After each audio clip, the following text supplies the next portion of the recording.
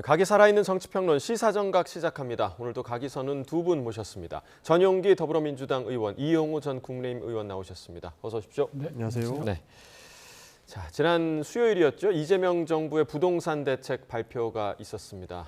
세 번째 발표였는데 여야의 반응 역시나 엇갈렸습니다. 지금 뭐 국민의힘에서는 부동산 계엄이다 이런 표현까지 돌고 있는데 일단은 오늘 이 전 의원께 먼저 좀 질문을 드릴게요. 어떤 부분이 가장 큰 문제라고 보시는 겁니까? 우선 서민, 무주택 서민 그리고 청년들이 현금이 충분히 없잖아요. 그러니까 결국은 집을 마련하는데 금융기관의 이제 대출을 통해서 좀 합쳐서 이제 집을 마련하게 되는데 이걸 너무 줄여버리니까 이게 이제 결국은 서민과 우리 청년들의 주택 마련의 꿈을 앗아간 거 아니냐 이런 비판이 제일 큰 것 같고요. 그리고 주택 시장이라고 하는 게 이제 뭐 딱 뭐 15억 또 25억 이게 잘라지는 것이 아니고 전체적으로 이게 선순환이 하게 돼야 되는데 너무 이 거래를 막아놓는 현금 부자들만 집을 살 수 있는 구조를 만들어 놓다 보니까 주택 시장이 결국은 경색되고 결국 그것이 또 어떤 다른 풍선 효과를 유발해서 전세 또 월세 이걸 또 이렇게 또 높이는 그래서 서민한테 다시 어려움을 가중시키는 이런 구조로 이어질 수밖에 없는 이런 것이 안타깝게 생각을 하는 것이고요. 결국은 지금 정부는 거래를 막아서 주택 시장을 잡겠다고 하는 것인데 이런 식의 얘기를 하면 좀 과장되지만 주택 거래 금지법을 만들면 제일 효과 있겠죠. 그렇지만 이것은 결국은 정부도 시장을 이길 수 없기 때문에 결국은 주택의 공급을 늘리는 주택 공급 대책이 없는 이 주택 정책은 허구다. 저는 그렇게 생각합니다. 결국에는 돈을 빌려서 그러니까 대출을 받아서 집을 사야 되는 상황이 된 건 이만큼 또 집값이 많이 올라 있기 때문에 서민들은 그런 방법을 쓸 수밖에 없는데 결국 정부 여당에서 지금 생각을 하는 거는 집값을 좀 안정화시키겠다 이런 의도인 거잖아요. 지금 이런 방법을 통해서 규제 정책을 걸어놓고요. 이후에는 공급 대책을 아마 내놓을 것으로 전망하고 있습니다. 기본적으로 무주택자들이 집을 살 수 있게끔 하는 부분들은 열어야 되는 것이죠. 그러나 갭 투자라든지 여러 가지 은행의 비상 대출권을 이용해서 여러 가지 본인의 투기의 목적을 이루려고 하는 세력들이 계속적으로 늘어나고 있지 않습니까? 그렇기 때문에 지금 당장의 투기 세력들을 억제하기 위한 거래 중지를 걸어놓은 것이고요. 무주택자들이 집을 살 수 있게끔 하는 이 공급 대책은 그 발표를 앞두고 있는 것으로 알고 있기 때문에 풍선 효과를 막기 위해서 지금 당장에는 굉장히 좀 어려움을 겪고 있지만 공급 대책과 그 이후에 집값을 담는 대책들이 추가적으로 나오게 되면 이 부분들은 해결될 것이다. 그렇게 보고 있습니다. 지금 뭐 서울시에서도 이번 정책에 대해서도 통보받았다 뭐 이런 입장을 지금 내놓은 상태고 그래서 이제 국민의힘 송원석 원내대표 같은 경우는 정부와 여야 또 서울시가 함께하는 부동산 협의체를 구성하자 이렇게 지금 제안한 상태인데 이 제안에 대해서 민주당의 입장은 좀 어떻습니까? 충분히 논의해 볼 필요가 있습니다. 이것은 여야를 넘어서 서울의 집값 문제는 해결해야 되는 것 아니겠습니까? 그리고 과도하게 대출을 받아서 그 이자에만 허덕이는 이런 비정상적인 상황은 좀 바로 잡아야 된다라고 보는 것이고요. 무주택자들이 집을 사는 꿈을 이룰 수 있게끔 하는 것도 여야가 함께 머리를 맞대야 되는 부분이기 때문에 같이 할 수 있는 부분은 충분히 있다라는 말씀을 좀 드리고 싶습니다. 그러나 사공이 많으면 배가 산으로 가겠죠. 과거 서울시에서는 투기 제한 구역도의 해제도 결국엔 집값 상승을 부추기는 결과를 낳았기 때문에 이 방향성에 대해서 논의는 해볼 수 있겠다라는 말씀을 드리겠습니다만 정말로 대책 없는 상태로 교착 단계에 빠져들 수 있다라는 우려도 있기 때문에 조금 더 논의를 해봐야 된다는 말씀 드리겠습니다. 이번 대책의 가장 큰 핵심 서울 전역을 토어가로 묶은 건데 사실 강북 일부 지역 같은 경우는 부동산 가격이 거의 오르지 않거나 떨어진 지역도 있어서 이 지역까지 이제 규제 지역으로 묶은 부분에 대한 우려의 목소리도 있더라고요. 실제로 국민의힘 김재섭 의원 이 지역 지금 그 지역구인데 상당히 강하게 비판을 하더라고요. 저도 그 부분은 아주 적절한 지적이라고 생각해요. 서울도 강남과 그다음에 이제 한강변 주변으로 해서 강북 지역이 좀 일부 올랐지만 한강변과 떨어진 강북 지역 예를 들어서 은평이나 서대문 이런 쪽은 거의 집값이 오르기는커녕 떨어진 지역도 있고 거래 자체가 이루어지지 않고 있어요. 그럼에도 불구하고 그냥 무차별적으로 서울 지역 전체를 토지거래 허가제로 묶은 이건 아주 잘못됐다고 생각해요. 그래서 이 자리에서 제가 묻고 싶은 것은 강북 지역의 지역구를 둔 지금 민주당 집권 여당의 국회의원들의 입장은 뭐냐 저는 묻고 싶은데 지금 이제 제가 지적한 대로 김재섭 의원이 얘기한 대로 예. 정말로 지금 거래조차도 이루어지지 않고 있는 상황에서 토지 거래 허가로 묶었다. 그래서 어려운 일이 있어서 자기가 집을 팔아서 뭔가 좀 쓰고 싶은 사람들한테 굉장히 어렵게 만들어버린 그런 상황이고요. 저는 또 한 가지 이런 시각들이 있는데 이 강북 지역의 국회의원들은 대부분 지금 민주당 의원들입니다. 근데 여기가 재개발이 이루어져서 질 좋은 아파트들이 들어오면 여기가 유권자들이 보수화된다. 그러니 차라리 재개발, 재건축을 좀 늦추더라도 이게 오히려 정치적으로는 이익이다.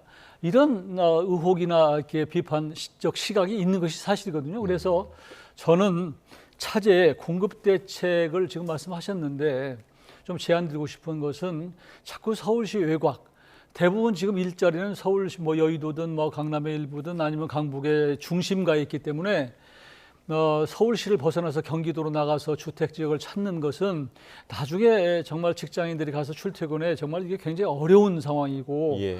질 좋은 아파트라고 볼 수가 없는 것이기 때문에 저는 강북 지역을 좀 대대적으로 개발했으면 좋겠다. 신속하게. 그리고 예.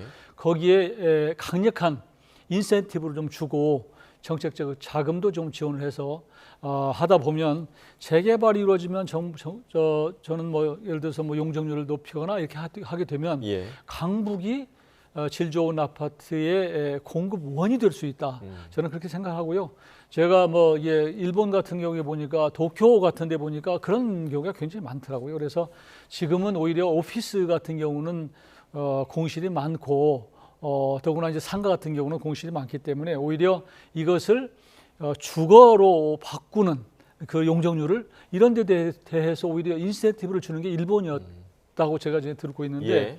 이런 정책을 과감하게 도입해서 정말 대통령과 국토부 장관, 서울시장, 단체장들이 전부 나서서 강북을 질 좋은 주택 공급원으로 만드는 것이 저는 하나의 대안이라고 저는 생각합니다. 네. 국민의힘에서 비판해 주시는 분들 충분히 예. 수용 가능한 부분도 있다고 보고요. 그리고 강북을 대대적으로 개발해야 된다라고 말씀 주신 부분도 적극적으로 공감한다는 말씀을 드리겠습니다. 지금은 그 풍선 효과를 차단하기 위해서 서울 전 지역을 묶어놨습니다. 예. 그러나 실제로 대대적인 공급책도 이후에 발표할 것으로 저희는 기대를 하고 있는데 이 풍선 효과라고 하는 것이 결국에는 마용성이나 강남 3구만 묶이게 되면 어디가 개발될지 모르고 그리고 추가적으로 개발 호재가 나왔을 때에는 강북이나 여러 가지 은평 말씀 주신 강북이나 강서 이런 쪽까지 풍선 효과가 함께 부풀어지는 것 아니겠습니까? 그런 부분들을 차단하기 위해서 먼저 이런 특단의 조치를 내렸다고 볼 수 있는 것이고요. 이거에서 대비해서 실제로 제가 지역구로 두고 있는 동탄도 수원까지 묶이다 보니까 실제로 저희 지역의 부동산들은 굉장히 호재다라고 하는 평가를 많이 받습니다. 예. 그런 측면처럼 사실 풍선 효과가 어디까지 번질 수 모르는 그런 예. 상황인 것이고 그렇죠. 서울의 집값이 오히려 더 반대로 뛰는 형상을 막기 위해서 이런 조치를 만들어냈다라는 말씀 드리겠습니다. 예. 여기에서 추가적으로 한 말씀만 더 드리면 말씀드린 것처럼 앞으로의 공급 대책은 나올 것이고요. 대대적인 질 좋은 아파트를 공급하는데 국토부가 힘써야 된다라고 하는 부분들도 저는 적극적으로 공감하고 있다는 말씀까지 드리겠습니다. 네. 이런 다만 가운데 한 가지 이제 질 좋은 아파트 말씀하시고 여러 가지 말씀하셨는데 풍선 효과를 차단하기 위해서 강북의 일부분 지금까지 한 번도 어떤 주택에 관해서 강북에 사는 사람들이 강남 아파트가 천정부지로 올라가는 것만 지켜보고 보면서 상대적 박탈감을 매우 느꼈거든요. 근데 대책이 나올 때마다 이런 풍선 효과라는 이유로 그때마다 이제 희생을 강북에 했기 때문에 이런 부분에 대해서 그냥 그저 풍선 효과를 차단하기 위해서 강북을 일괄적으로 묶었다라고 하는 것은 너무 사실 세심한 답변은 아닌 것 같고 강북에 대한 대책 오히려 지금 동탄이면 서울에서 엄청나게 멀거든요. 여기보다도 훨씬 못한 강북 지역이 굉장히 많습니다. 이 지역을 정부 여당이 좀 적극적으로 나서서 어떤 질 좋은 아파트를 공급하는 그런 공급 지역으로 후보지역으로 좀 만드는 것이 저는 필요하다고 그러니까 생각합니다. 충분히 네. 공감한다는 말씀드리고 강북이나 여러 굉장히 피해를 보고 있는 지역도 많다고 봅니다. 예, 이번 예. 대책을 통해서. 그래서 그런 부분들이 해소될 수 있게끔 공급 대책을 적절하게 세울 것이다라는 말씀 드리겠습니다. 알겠습니다. 자, 이런 가운데 어제 김병기 민주당 원내대표가 이번 이재명 정부 부동산 대책을 긍정적으로 평가하면서 수억 또 수십억 원 빚내서 집 사는 건 정상이 아니다라는 말을 해서 야당 의원들의 공분을 사기도 했는데 그 반응들 함께 들어보겠습니다. 수억, 수십억의 빚을 내서 집을 사게 하는 것이 맞습니까?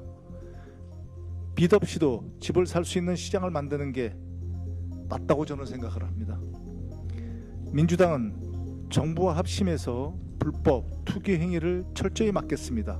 김병기 원내대표 동작구에서 정치 생활 하시는데 지금 거의 40억에 이르는 송파구에 아파트를 소유하고 계신 거잖아요. 아파트요. 보니까 뭐 이제 35억, 40억 이렇게 뭐 이른다고 하는데 예. 이런 게 바로 이재명 정부와 민주당이 때려잡고자 하는 투기의 전형인 거예요.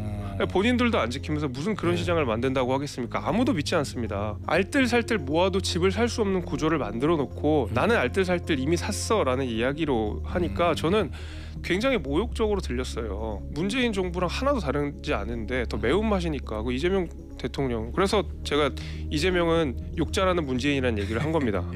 국민의힘 의원들께 되묻고 싶어요. 네. 본인들의 자산, 재산 지금 의혹이 있는 분들이 굉장히 많잖아요. 공무원인데 뭐 수십억 자산이 있는 분들도 많고 어떻게 형성된 건지 본인들부터 먼저 공개하라고 하고 싶네요.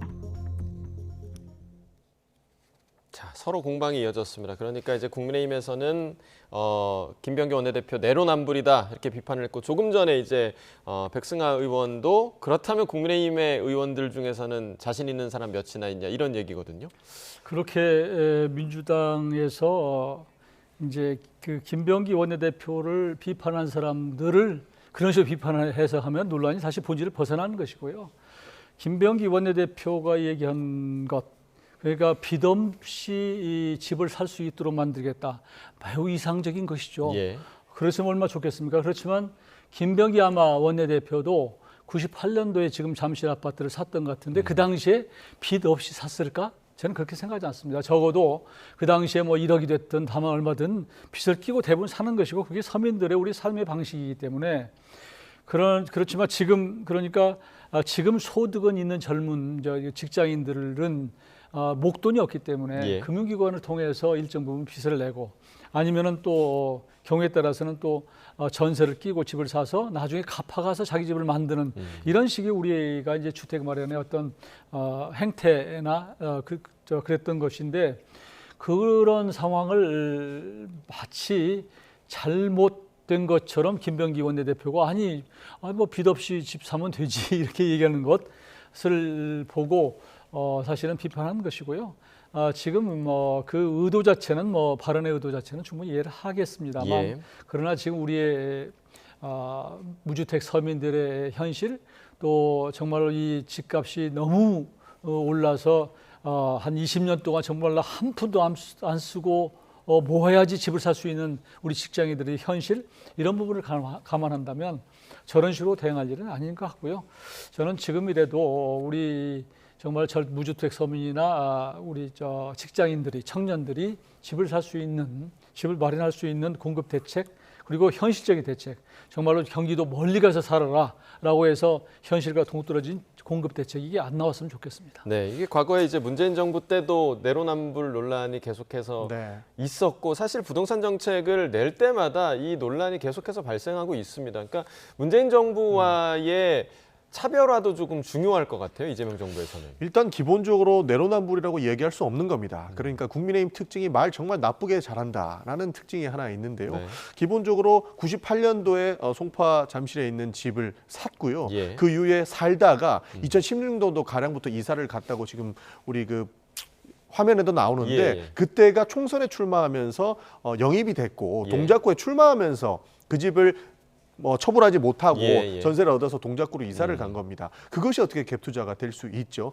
갭 투자는 기본적으로 실거주 목적이 없었음에도 불구하고 전세를 껴서 사는 것을 갭 투자라고 하는데 예. 그것을 마치 갭 투자라고 엮어서 이야기하면서 마치 민주당 인사들이 나쁜 짓을 행하고 있다라고 이야기하는 것 자체가 말꼬투리 잡는 것을 넘어서 정말 나쁘게 하는 버릇을 벌이고 있다라는 말씀을 안 드릴 수가 없는 겁니다. 그렇기 때문에 이 김병기 원내대표가 했던 그 구조 문제까지 말꼬투리를 잡는 것 같은데 지금 비이상적으로 상승해 있는 서울의 집값을 잡기 위해서 다양한 대책을 내놓을 것이고 예. 지금 여러 가지 규제 정책에 대한 비판이 있지만 추가적으로 공급 대책을 나와야 된다라고 하는 것은 여야 함께 목소리를 내고 있는 부분이거든요. 당장의 문재인 정부에서 실패했던 부동산 정책을 저희가 인정하고 있는 부분이고 그것과 다른 정책을 내기 위해서 공급 대책도 이야기를 할 것이다라고 이야기를 하고 있는데 거기서 과거의 논란들을 가지고 올 필요는 없다라는 말씀 드리는 것이고 계속 내란몰이를 하지 말라고 하면서 과거의 정책에 대한 이야기를 하는 것도 국민의힘의 내로남불을 확인하고 있다는 저는 생각을 합니다. 네. 자, 이런 가운데 그 정부와 여당에서는 보유세를 강화하고 또 거래세를 인하하는 방향의 세제 개편 가능성도 언급되고 있는데요. 그 내용도 들어보겠습니다. 단도직입적으로 일도 양단식으로 보유세 인상합니까? 안 합니까? 아직은 예. 그 답변에 대해서 제가 명확하게 하기는 좀 어려운 상황이고요. 예. 개편 방향에 대해서는 부동산 시장에 미치는 영향하고 과세형평 등을 다 보면서 예. 전반적으로 다 보면서 판단을 하겠습니다. 지난 문재인 정부 때 보유세 인상 잘못했다가 부동산 확 폭등한 적이 있어서 그런 역효과 때문에 좀 신중하게 따져보고 있다 이런 입장을 여러 가지를 주시는 가능성을 다 열어놓고 예. 보고 있다 이렇게 이해하시면 좋겠습니다. 알겠습니다. 거래세, 취득세, 등록세는 낮추고 보유세는 올리도록 하는 조치가 불가피하다 저는 그렇게 생각합니다. 예. 그러면서 이제 동시에 이 부동산 세제에 여러 가지 구멍들이 있습니다. 이걸 단순하게 만들 필요가 있다고 생각해요. 예. 저는 개인적인 생각으로는 예. 보유 주택 수와 관계없이 보유하고 있는 주택의 전체 가격을 합산해서 그 총 주택 가격을 기준으로 누진적으로 설계하는 것이 필요하지 않는가 저는 그렇게 생각합니다. 자, 일단 그 보유세와 관련해서는 지금 정부 그리고 여당 쪽에서도 이런 지금 목소리들이 나오고 있는 상황인데 사실 좀 조심스럽게 논의돼야 될 네. 부분인 것 같은데 당내에서 이 부분에서 좀 논의된 바가 있습니까? 전혀 다른 생각을 가지고 있는 사람도 많습니다. 기본적으로 조세정의파와 현실파들 이렇게 이분법적으로 나누면 나눌 수 있을 것 같은데요. 지금 철학적으로 부동산 세제에 대해서 접근을 했던 부분들이 과거 문재인 정부에서도 있었던 것 아닙니까? 그것은 사실로 볼 수 있으나 현실적으로 어려움이 있고 집 하나 가지고 싶은 사람들에 대해서 꿈을 억압한다라고 하는 부분에 대해서 반대 의견도 있기 때문에 모두의 의견처럼 해당 논란들을 몰고 갈 필요는 없다는 말씀을 드리고 일단은 저부터도 저는 반대적인 생각을 가지고 있다는 말씀으로 밝히겠습니다. 예, 자 지금 반대의 의견을 밝혀주셨고 이 보유세 지금 얘기가 솔솔 나오고 있는 부분에 대해서는 좀 어떻게 보십니까? 일견 합리적으로 보이기는 해요. 그 자체 말로 보면. 그러니까 주택 수를 다 합쳐서 1, 2억짜리 이렇게 지방에 있는 거 합쳐서 얼마 되지 않는데 이게 보유수에 따라서 누진 이렇게 합치거나 이래서 많이 내는 것보다는 그러니까 몇 채냐에 따라서 그보다는 총액을 합쳐서 아까 진성준 의원이 얘기했습니까? 그런 차원에서 이렇게 총액으로 따져서 이렇게 합리적으로 매기는 게 어떠냐 그런 건 좋은 아이디어는 될 수가 있다고 생각하는데 문제는 지금 가처분 소득이 별로 없는 경우가 굉장히 많아요. 사실은 가게마다 그리고 평생을 자기가 살던 집에서 계속 살아왔는데 그게 우연찮게 집값이 올라서 본인은 소득이 없음에도 불구하고 불가피하게 이제 과다하게 보유세를 내는 일이 생기면 그게 굉장히 어려움을 또 가중시키기 때문에 이런 부분에 대해서는 좀 조심스럽게 세심하게 접근할 필요는 있지 않나 이렇게 생각합니다. 네, 조심해야 한다라는 부분에 이제 두 분께서는 동일한 입장을 좀 전해 주셨습니다. 자, 이제 그 여론조사 이야기를 좀 해보도록 하겠습니다. 오늘 갤럽 여론조사 결과가 나왔는데요. 내년 지방선거 결과 기대치에 대해서 물어봤더니 여당 후보 다수 당선이 39%, 야당 후보 다수 당선이 36% 차이가 얼마 나지 않습니다. 일단 그 부동산 정책이 완전히 좀 반영되지 않은 결과인 것으로 보이는데 다음 주에 나올 결과가 사실 더 기대되긴 하는데 어떻게 좀 분석하십니까? 실제로 지금은 규제 정책만 발표됐기 때문에 그 네거티브함의 충분히 이런 여론조사 결과에도 영향을 미칠 것으로 보고 있습니다. 예. 그렇기 때문에 저희 여당 의원들도 정부 측에 요청을 하는 것이 규제 정책 이후에는 포지티브한 정책 그리고 공급 정책들이 나와줘야만 사람들이 가치 판단을 하기에도 충분한 영향이 있을 것이다라고 주장을 하고 있기 때문에 지금 당장의 네거티브 정책으로서는 충분히 여론조사가 바뀔 수도 있고 충분히 등락이 조정될 수 있을 것이라고 보고 있습니다. 그러나 공급 정책들과 이후에 나올 정책들이 반영된다면 다시 수정될 여지는 있다라고 말씀드리고 싶습니다. 수정될 여지가 있다. 자, 그리고 이제 대통령 지지율을 보면요. 긍정평가 결과가 54%가 나왔습니다. 부정평가는 35%, 10% 의견 유보. 자, 지금 이 54%가 갤럽에서 조사한 것 중에서는 취임 후 최저 수치라고 하는데 그 이유 어디에 있다고 보십니까? 지금 그 취임하신 지가 아직 이제 5개월 좀 남짓 아닙니까? 예. 그 사이에 도대체 현 정부가 해놓은 게 과연 뭔가라고 하는 비판적 시각도 꽤 있습니다. 또 그 그 부정적 평가 이유를 보니까 외교가 18%로 나와 있는데 지금 한미 관세 협상 여전히 미완 상태죠. 최근에 또 불거졌던 캄보디아 한국인 납치 구금 관련해서 도대체 정부가 과연 있기는 한 것이냐라고 하는 비판이 있는 것이고요. 또 한 가지는 지금 그 좀 작은 포션이긴 하지만 독재 독단이라고 하는 게 7%, 그리고 정치 보복도 6%가 들어있더라고요. 그래서 지금 이게 어느 정도 지금 저런 것들이 평가가 이제 초기에 허니문 기간이 지나면서 이재명 정부에 대해서 객관적으로 보기 시작한 것이다. 그리고 여론이라고 하는 게 추세가 매우 중요한데 추세는 점점 낮아지는 추세다 이렇게 저는 평가를 하고 있습니다. 그리고 이제 더구나 이렇게 이제 떨어진 이유는 결국은 민주당이 많이 촉발을 시킨 것 같아요. 그러니까 이재명 정부의 국정 못지않게 더 중요한 것은 민주당에서 보여준 여러 가지 정책 행태가 국민들의 마음을 매우 불편하게 하고 물론 진영을 결집시키는 효과는 있을지 모르지만 결국은 중도층의 민심을 조금씩 이반시키고 있는 그런 것이 이재명 대통령에 대한 국정 지지도를 낮추는 효과를 가져오고 있다. 저는 그렇게 보고 있습니다. 당에서 영향을 많이 끼쳤다라고 얘기를 해주셨는데요. 그럼에도 이재명 대통령의 대통령 직무평가는 상당히 높은 수준이다. 그리고 앞으로도 코스피나 여러 가지 경제 상황이 나아지면서 올라갈 여지는 충분히 있다는 말씀 드리고 싶습니다. 기본적으로 윤석열 정부에서는 보지 못했던 지지율이거든요. 처음부터 허니문 기간에도 이런 수치는 없었다는 말씀을 드리는데 정부가 해놓은 게 뭔가라는 의문을 주셔서 거기에 대한 답변을 드리면 경제 논리는 사실 숫자가 평가하기 때문에 거짓말하지 않는다고 보고 있습니다. 어제만 해도 코스피가 3,700을 돌파했고 그것은 대내외적인 경제적 신뢰도에서 가지고 오기 때문에 외국인과 내국인도 충분히 신뢰할 만한 경제 상황을 만들어 가고 있다는 부분에서 공감하기 때문에 뭘 해놓은 건가에 대한 질문의 답은 저는 충분히 되고 있다라고 보고 있습니다. 기본적으로 뭐 외교 정책이나 캄보디아 사태 같은 경우에 말씀드리는데 캄보디아도 과거 2024년 국정감사에서도 외교통일위원회 국민의힘 김건 의원께서 캄보디아에서 사건 사고가 많이 일어난다라고 이야기를 했지만 윤석열 정부에서 아무런 대처를 하지 못했습니다. 그렇기 때문에 그것이 쌓여서 지금의 결과가 나왔는데 캄보디아와 관련해서는 누구보다 강력한 외교 정책을 펼쳐서 가지고 있는 모든 수단과 방법을 통해서 내국인들을 보호하는 정책들을 해야 된다라고 하는 것에 의견을 모으고 있습니다. 해당 부분들도 헤쳐나가는 방안들을 조금 봐주시면 좋지 않을까 싶고요.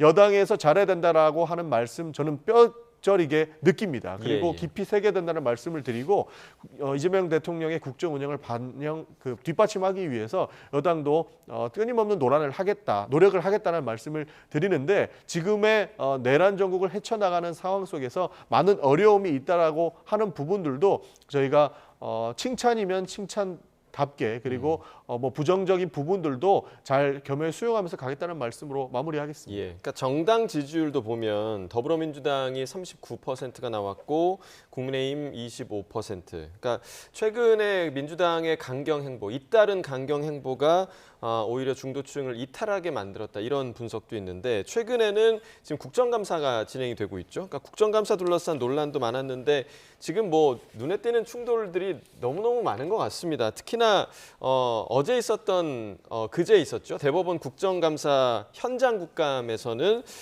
민주당 의원들이 대법원 곳곳을 돌아다니면서 또 사진을 찍고 지금도 보시면 추미애 법사위원장이 SNS에 올린 쇼츠라고 합니다. 지금 법원행정처장의 안내를 받아서 지금 대법정에서 소법정으로 이동하는 그런 장면이라고 하는데, 그러니까 이 대법정에 갔던 요 부분이 또 비판의 소재가 되기도 했고, 그리고 뭐 서용교 의원 같은 경우도 자신의 SNS에 이렇게 현장 국감을 마친 후에 이런 영상을 올리기도 했고요. 그리고 조금 전에 이제 언급드렸던 그 대법정에 갔던 부분, 주진우 의원, 국민의힘 주진우 의원이 이렇게 자신의 SNS에 올린 부분인데 지금 여권의 법사위원들이 대법정에 들어가 있는 그런 모습이죠. 그러니까 이 부분을 보고 사법부를 짓밟았다 이렇게 상당히 강하게 비판하는 글을 올리곤 했는데 지금 이렇게 이제 그 여권 법사위원들이 대법정까지 들어간 모습, 여기까지 갔어야 했을까요? 어떻게 좀 바라보세요? 뭐 충분히 갔을 수 있을 만한 상황이라고 저는 보고 있습니다. 왜냐하면 법원행정처장의 안내로 간 것 아니겠습니까? 예. 법원행정처도 지금 국민이 사법부에 대한 신뢰를 지속적으로 낮게 평가하고 있기 때문에 국민들께 해당 내용들을 공개하면서 그것을 헤쳐나가고 싶은 생각이 있었을 겁니다. 그렇기 때문에 저렇게 국정감사로는 국회의원들을 저쪽에 대법정까지 보여주는 것을 결정을 했을 텐데요. 예. 사실 저는 참 정치가 비정하다라는 이야기를 하지 않을 수가 없는 게 대법정 방문을 여권 의원들만 모시고 갔을까요? 저는 그렇지 않다고 보거든요. 여야가 함께, 그러니까 국회 법사위원회에 소속이기 때문에 같이 갔을 거라고 보고 있는데 예. 본인들은 빠지겠다라고 해서 저것을 정쟁거리로 일삼는 국민의힘 의원들이 참으로 저는 유감스럽다는 말씀을 안 드릴 수가 없는 겁니다. 저것은 여권 의원들만 모시고 간 게 아니고 대법원에서, 그러니까 법원 행정처에서 법관의, 그러니까 사법부의 신뢰도를 향상시키기 위해서 국민들께 공개하는 장소였을 텐데 정쟁거리로 일삼았다라는 평가를 하고 있습니다. 실제로 이제 국민의힘 법사위원들은 현장 국감에 참여를 하지 않았기 때문에 저 사진에 없을 수밖에 그렇죠. 없었다라는 얘기시잖아요. 저는 저 사진이 지금 민주당 집권 여당이 사법부를 어떻게 대하고 있는가, 어떻게 사법부의 권위를 떨어뜨리고 모욕하고 있는가를 상징적으로 보여주는 장면이라고 저는 생각해요. 지금 대법정의 지금 그 법대는 사법부의 상징적인, 권위의 상징적인 자리인데 이 자리에 올라가서 웃으면서 사진 찍고 그걸 쇼츠로 만들어서 돌리고, 이건 국회의원으로서의 품위뿐만 아니라 있어서는 안 될 일이다. 저는 그렇게 지적하지 않을 수 없고요. 또 한 가지 제가 쭉 말씀드리고 싶은 것은 지금 현장 국감이잖아요. 현장 국감. 근데 현장 국감은 원래는 그 기관의 그 애로를 듣기 위해서, 기관의 어려움은 없는가를 살펴보기 위해서 가는 것이거든요. 대부분 지금까지 그래 왔습니다. 그리고 또 한 가지는 국회에서 이 국감을 하게 되면은 그 기관에 많은 사람들이 하루 종일 와서 대기하고 예. 하기 때문에 이런 편의성을 위해서 우리가 가서 현장도 좀 보고 그 어려움을 해결하자, 이런 차원에서 하는 것이지 예. 그 기관을 압박하고 협박하고 마치 뭐 무슨 점령군처럼 행동하기 위해서 가는 게 아니다 말씀을 드리고 싶고요. 또 한 가지는 뭐냐면 지금은 국정감사입니다. 국정감사와 국정조사는 다르다는 걸 말씀드리고, 지금의 모습은 국정조사를 하려고 하는 모습이다라고 저는 볼 수밖에 없어요. 국정조사는 국회의원 우리 300명의 4분의 1이 동의를 해서 만드는 이제 하는 게 국정조사인데 예. 지금 국정조사가 아니에요. 근데 마치 사법부에 가서 무슨 조사로 한 것처럼 무슨 열람하고 또 무슨 뭐 이게 서류를 뒤져보고, 이건 아무리 번지수가 너무 잘못됐다. 예. 이건 정말 비판의 대상이 될 수밖에 없다라는 말씀을 드리고, 또 이런 식으로 따지면 아니 그러면 국회 운영 위해서 다수당이 예를 들어서 이렇게 야당인 경우에 대통령이 잘못하는지 잘하는지 한번 살펴보자. 대통령실 가서 대통령실 대통령 집무하는 공간에 가서 주변 둘러보고 쇼츠 만들고 이런 거랑 똑같은 거거든요.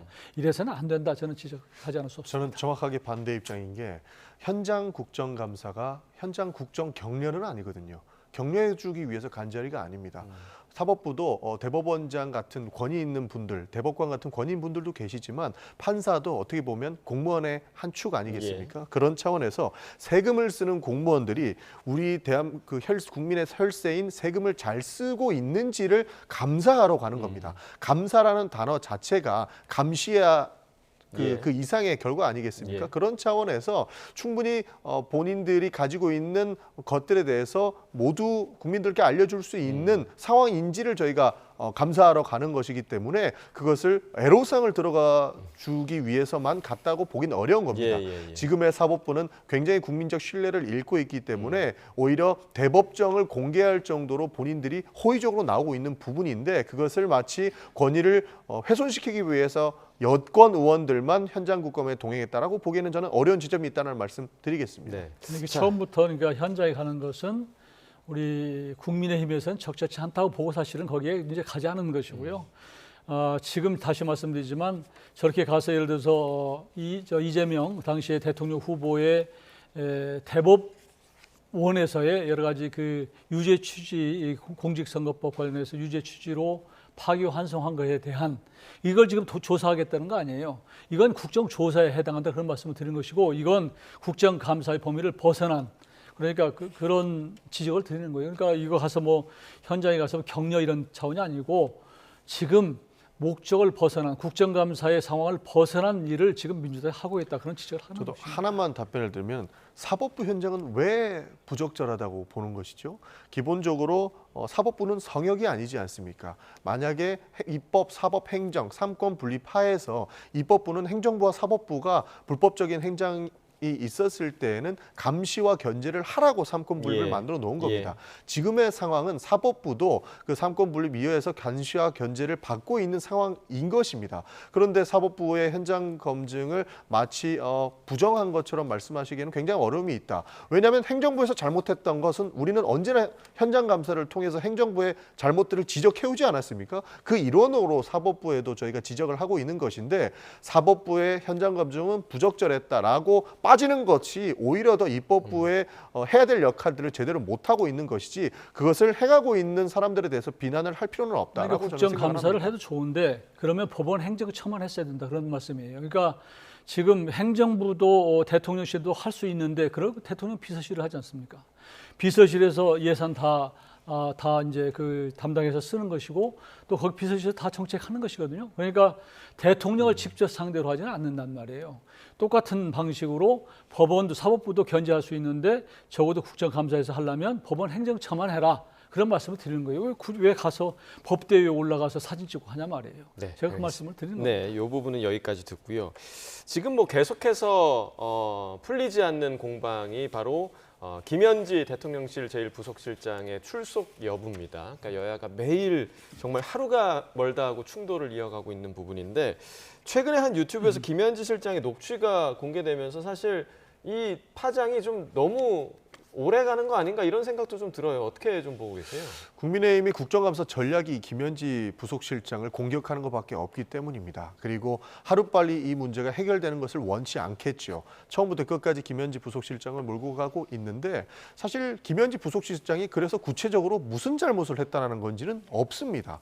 김현지 부속실장이 법 위에 군림하면서 위법적인 행위를 했다라는 것보다 이재명의 측근이라고 하는 형태로 공격을 이어가고 있거든요. 실제로 김현지 부속실장이 뭐 과거에 양평고속도로 문제처럼 고속도로를 마치 권력을 이용해서 휘게 했다든지 아니면 뭐 금거부기를 받았다든지 뭐 그런 형태의 문제점이라도 발견됐다면 공격하는 데는 이유가 있을 텐데 이재명의 측근인데 왜 이 사람을 국정감사에 안 데리고 오려고 하느냐 정도로만 공격을 하고 있으니까 저희가 이것은 굉장히 부적절하고 이야기를 하는 겁니다. 예를 들어서 실세 중에 실세 우리가 지금 그 화면으로 보고 있는 비판도 보고 있는데 그러면 대통령 옆에 대통령 측근을 붙이지 야당 국회의원을 붙이겠습니까? 그냥 실세라고 이재명 이재명 대통령이 측근이라고 공격하는 것은 굉장히 부적절한 것이고 결국 그냥 정쟁을 위해서 김현지 부속실장을 지속적으로 공격하는 것으로밖에 못 보고 안 보인다라는 말씀 드리겠습니다. 조금 전에 봤던 이 부분, 그러니까 지금 보고 계시는 이준석 대표가 여사님 제발 국회에 좀 이거 나름 고도로 좀 계산된 발언 같은데요? 그러니까 뭐 그 전에 여사님, 전 정부의 여사님을 아마 빗대서 저렇게 표현하지 않았나 싶은데요. 이번 김현지 관련된 것은 전적으로 100% 민주당이 자초한 일이에요. 처음부터 총무비서관으로 김현지 씨가 있지 않았습니까? 총무비서관 자리는 대통령 비서실에 살림을 하는 자리잖아요. 예산을 쓰는 자리잖아요. 그러니까 당연히 국감에서 예산을 다루기 때문에 제대로 썼는지를 알아보기 위해서는 총무비서관은 당연히 참석하게 돼 있는 거예요. 출석하게. 이걸 안 하겠다고 얘기한 게 누굽니까? 민주당 아니에요. 그래서 긁어부스럼을 만들어서 이런 상황을 자초했다. 그런데 그렇지 않아도 김현지 지금 부속실장이죠. 당시에 총무비서관에 관해서는 세간에서 여러 가지 얘기들이 떠돌았어요. 인사를 다 거기서 쥐고 있다. 그래서 이력서가 올라가면 김현지가 비서관이 쓰레기통에 넣으면 안 되는 거고 그냥 보면 되는 거다. 이런 얘기. 그래서 만사 현통까지 나왔던 것이고요. 그 전에도 베일의 인물로 사실은 지금 평가되고 있는 것이고 성남에서도 마찬가지고 여의도에서도 마찬가지고 김현지 씨에 대해서는 상당히 의혹의 인물로 돼 있었던 거예요. 근데 그게 덮여 있었던 것을 민주당이 오히려 만져서 키운 겁니다. 최근에 뭐 나왔지만 지금 성남에서 근거로 주로 활동했던 김일성을 추종했던 뭐 동부연합과의 예. 어떤 연결고리도 김현지 씨가 아니냐 네. 그런 시각이 있는 것이고요. 경기 동부연합 네네, 의혹이 예. 있었죠. 예. 그리고 최근에 뭐 녹취가 나왔습니다만 대선 자금 관련해서 그분인지는 모르겠습니다만 뭐 지금 그렇게 주장되고 있으니까요. 지금 뭐 500억을 마련하는데 200억은 당에서 가져오고 또 뭐 그 녹취들을 보면 걔들에게 300억 원 댕겨와서 뭐 하자 이런 얘기들이 나오는 거 보면 이건 그냥 비서관은 아니에요. 그리고 대통령 비서실에 지금 총무비서관이나 지금 부속실장은 1급 아닙니까? 대통령실은 문고리 권력이 최고입니다. 이런 사람들을 그냥 아무것도 아닌 것처럼 대충 뭉개고 이럴 단계가 이제 지나갔다. 지금 국민들이 굉장히 의혹이 지금 증폭되고 있어요. 그래서 이 소문을 적절하게 국감에서 나오냐 안 나오냐 이 문제로 지금 덮을 수 있는 상황이 아니고 제가 보기에는 이 문제는 더 크게 보고 아마 집권 여당에서 더 정면 대응해서 국민적 의혹 불신을 확실하게 해야 될 거다. 저는 그렇게 조언하고 싶습니다. 그러니까 김현지 부속실장이 지속적으로 밝히고 있는 것은 뭐 국회에서 부르면은 가겠다라고 하는 예. 입장. 사실 운영위원회 국감은요 10월 말 그러니까 11월 초에나 있을 일입니다. 그런데 10월 초부터 이야기를 하고 있어요. 국감에 나와라. 지금 국감이 진행되고 있으니까 김현지 부속실장이 당장 나와야 될 것 같지만 현실적으로도 운영위원회 국감에서 총무비서관 자리에 있었더라도 그때 나오는 것이거든요. 예. 그런데 지금부터 이야기하는 것은 정쟁용을 위해서 하는 것이다라는 말씀을 안 드릴 수가 없는 것이고 실제로 조금 전에 말씀드린 것처럼 그러면 김현지 부속실장이 뭔 잘못을 했길래 부르는 것이냐 그에 대한 답변만 주시면 저희는 충분히 국정감사에서 내일이라도 불러야 된다라고 이야기를 할 수 있겠습니다. 그러나 뭘 잘못했는지는 없어요. 지금 국민의힘에서 주장하는 것은 인사를 전행했다. 동부연합과의 유착관계가 있다. 대선 자금에서 이 사람이 뭐 의혹이 있다. 이런 말도 안 되는 이야기만 하면서 김현지 부속실장을 데리고 와야 된다고 이야기를 하니까 저희 입장에서는 그것을 어떻게 받아들이겠느냐. 정쟁을 위해서 상대방을 비판하고 공직자의 인격을 말살하기 위해서 부르는 것으로밖에 안 보이기 때문에 저희는 거부하고 있다는 말씀을 안 드릴 수가 없는 겁니다. 네, 10월 말에 김현지 부속실장의 모습을 볼 수 있을지 좀 지켜봐야겠고 마지막으로 짧게 어제 있었던 법사위 감사원 국감 내용 좀 살펴보겠는데 윤 전 대통령이 머물렀던 한남동 관저에 일본식 다다미방이 설치됐다라는 증언이 나온 겁니다. 어떤 내용인지 들어보겠습니다. 자, 21g 관저에 흰옥기탕 넣었습니까? 흰옥기탕 넣었습니까? 네. 관저에 다다미방 넣었습니까? 흰옥기탕하고 다다미방 넣었어요 안 넣었어요? 관저에 다다미방 넣었어요 안 넣었어요? 2층에 다다미를 깔긴 했습니다. 국민 여러분 놀랍지 않습니까? 1분만 더 주세요. 네. 2층에 다다미방이 있어요. 건진법사 압수수색 갔더니 아마테라스 일본 신당이 들었고요. 김건희 관저에 다다미가 들었어요. 왜 일본하고 가까웠는지 스크릿 골프장이 들었고 히노키탕이 들었고, 국민 여러분, 윤석열과 김건희가 어떤 존재인지 오늘 낱낱이 드러났어요. 이 11g을 시켜서 다다미빵을 넣었어요. 자, 이번 사안에 대해서 지금 서영교 의원은 또 일본과 연결을 짓더라고요. 저분의 얘기는 어디까지 믿어야 될지 잘 모르겠어요. 사실은 지난번에 조희대 대법원장 한덕수 총리 만나서 뭐 했다 예. 공격해놓고 나중에 보니까 AI 뭐 무슨 녹취 뭐 AI 뭐 해서 그런 녹취를 갖고 무슨 썰을 가지고 그걸 근거로 해서 마치 동네방네 다 퍼뜨려 놓고 그 위에 뭐 추가로 뭐 증인이 있다면서요. 왜 지금 입을 닫고 있는지 묻고 싶고, 사실은 뭐 대통령실에 그 어떤 그 저기를 만들 수 있죠. 목욕탕 만들 수 있는 것이고, 목욕탕은 그분들의 취향에 따라서 할 수 있는 거예요. 네. 거기에 뭐 핀란드식 사우나를 넣을 수 있는 것이고, 예. 그게 뭐 다다미방이 있는지는 진짜 모르겠습니다만 예. 그것까지 뭐 거론해 갖고 저렇게 하는 것은 자, 저 국회의원으로 정말 국감에서 해야 될 일인가?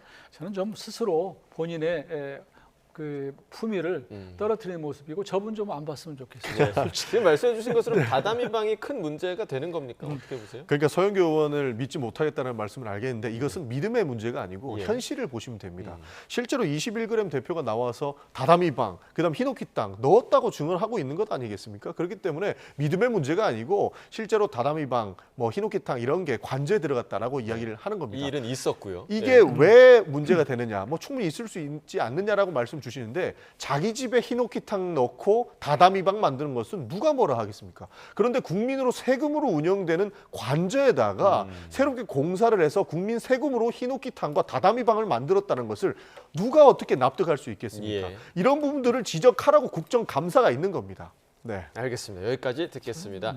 자, 지금까지 전용기 더불어민주당 의원, 이용호 전 국민의힘 의원과 이야기 나눠봤습니다. 두 분 말씀 고맙습니다. 감사합니다.